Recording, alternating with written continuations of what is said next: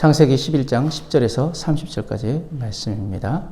셈의 족보는 이러하니라. 셈은 100세 곧 홍수 후 2년 아르박삿을 낳았고 아르박삿을 낳은 후에 500년을 지내며 자녀를 낳았으며 아르박삿은 35세에 셀라를 낳았고 셀라를 낳은 후에 403년을 지내며 자녀를 낳았으며 셀라는 30세에 에벨을 낳았고 에벨을 낳은 후 403년을 지내며 자녀를 낳았으며 에벨은 34세에 벨렉을 낳았고 벨렉을 낳은 후에 430년을 지내며 자녀를 낳았으며 벨렉은 30세에 르우를 낳았고 르우를 낳은 후에 209년을 지내며 자녀를 낳았으며 르우는 32세에 스룩을 낳았고 스룩을 낳은 후에 207년을 지내며 자녀를 낳았으며 스룩은 30세에 나홀을 낳았고 나홀을 낳은 후에 200년을 지내며 자녀를 낳았으며 나홀은 29세에 데라를 낳았고 데라를 낳은 후에 119년을 지내며 자녀를 낳았으며 데라는 70세에 아브람과 나홀과 하란을 낳았더라. 데라의 족보는 이러하니라. 데라는 아브람과 나홀과 하란을 낳고 하란은 롯을 낳았으며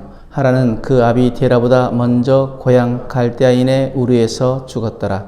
아브람과 나홀이 장가를 들었으니 아브람의 아내의 이름은 사레며 나홀의 아내의 이름은 밀가니 하란의 딸이요 하란은 밀가의 아버지며 또 이스가의 아버지더라. 사레는 임신하지 못함으로 자식이 없었더라. 믿음은 자동으로 이어지지 않습니다. 부모가 믿었다고 자녀가 저절로 믿는 것 아닙니다. 위대한 사건을 경험했다고 다음 세대가 하나님을 붙드는 것도 아닙니다. 아담 이후의 세대들은 홍수를 겪었습니다. 심판을 보았습니다. 또 방주 안에서 하나님의 구원을 체험했습니다. 그런데 성경은 말합니다. 그 이후에도 사람들은 다시 하나님을 떠났다고. 오늘 본문은 성공의 계보가 아니라 무너져가는 믿음의 족보입니다. 그런데 바로 그 절망의 한복판에서 하나님은 새 역사를 준비하고 계셨습니다. 창세기에는 두 개의 족보를 나란히 놓습니다. 창세기 5장에 아담에서 노아까지 10대, 그리고 창세기 11장에 셈에서 아브람까지 10대입니다. 아담에게서 시작된 믿음은 노아 시대의 대홍수의 심판으로 끝났습니다. 셈에게서 시작된 믿음도 아브람 시대에 이르러 거의 흔적조차 보이지 않을 정도로 쇠퇴합니다. 여러분, 믿음은 가만히 두면 반드시 식습니다.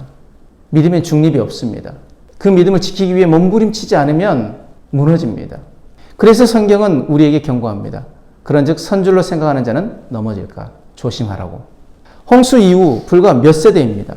하나님을 직접 경험한 증인들이 아직 살아있는 시기입니다. 그런데 바벨탑이 세워졌습니다. 사람들은 자기 이름을 높이기 시작합니다. 왜 이렇게 빨리 타락합니까? 이유는 단순합니다.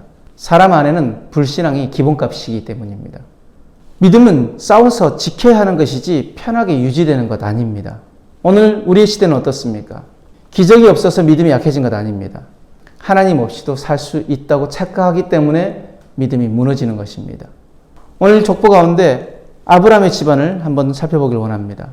이 집안은 세상의 눈으로 바라보면 문제투성이 집안입니다. 데라는 늦은 나이에 자식을 얻었습니다. 그런데 큰아들 하란은 아버지보다 먼저 죽습니다. 또 아들 가운데 아브람은 자식이 없습니다. 그래서 30절 말씀에 사레는 임신하지 못함으로 자식이 없었더라. 여러분, 이 집안에서 무슨 소망이 보입니까? 무슨 가능성이 보입니까? 그런데 하나님은 바로 이 집안을 택하십니다. 왜일까요? 하나님은 가능성이 있는 사람을 부르시는 분이 아니라 불가능한 자리에서 순종할 사람을 찾으시기 때문입니다. 하나님은 아브람의 상처를 통해 새 시대의 문을 여십니다. 그런데 아브람의 인생을 여는 첫 장면은 형통이 아니라 결핍이었습니다. 기쁨이 아니라 기다림이었습니다. 그러나 바로 그 시간이 믿음의 시대를 여는 준비 기간이었습니다. 우리가 기억해야 할 것은 쓸모없는 고난 없습니다. 하나님께서 허락하신 아픔은 반드시 하나님의 목적을 품고 있습니다. 중요한 질문은 이것입니다. 왜 이런 일이 생겼는가가 아니라 그럼에도 나는 하나님을 바라보고 있는가, 이것입니다. 믿음의 시대는 자동으로 오지 않습니다. 누군가가 절망 속에서도 하나님을 선택할 때 열립니다. 아브라함의 시대는 어두웠습니다. 그러나 하나님은 그 어둠 속에서도 신실하게 하나님을 바라본 그 한 사람을 찾으셨습니다. 오늘 이 시대도 마찬가지입니다. 세상이 어둡다고 말하기 전에 내가 하나님을 온전히 향하고 있는지 이것부터 물어야 합니다. 하나님은 오늘도 절망 속에서 하나님을 바라보는 그 한 사람을 통해 새 시대를 열어가십니다. 그 사람이 바로 저와 여러분이 되어지길 주님으로 축복합니다. 오늘 이 말씀 가지고 우리가 결단해야 할 것은 이것입니다. 첫 번째, 오늘도 의도적으로 말씀 앞에 서고 하나님을 선택하는 싸움을 멈추지 않겠습니다. 또 한 가지는 이해되지 않는 그 기다림 속에서도 낭망하지 않고 끝까지 하나님만 바라보고 나아가겠습니다. 이 결단으로 오늘도 주님 안에 승리하는 저와 여러분 되길 바랍니다. 기도하겠습니다. 사랑의 하나님, 감사합니다.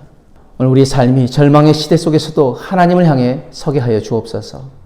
상황을 바라보는 것이 아니라 그 상황 때문에 무너지는 것이 아니라 하나님을 바라보게 하시고 그 하나님으로 인해 다시 일어서게 하여 주옵소서. 비록 고난 속에 있다 할지라도 그 믿음을 포기하지 않게 하시고 그 믿음의 씨앗을 품고 나아가게 하시며 우리의 삶을 통해 믿음의 시대가 시작되게 하여 주옵소서. 감사함이 예수님 이름으로 기도드렸습니다. 아멘.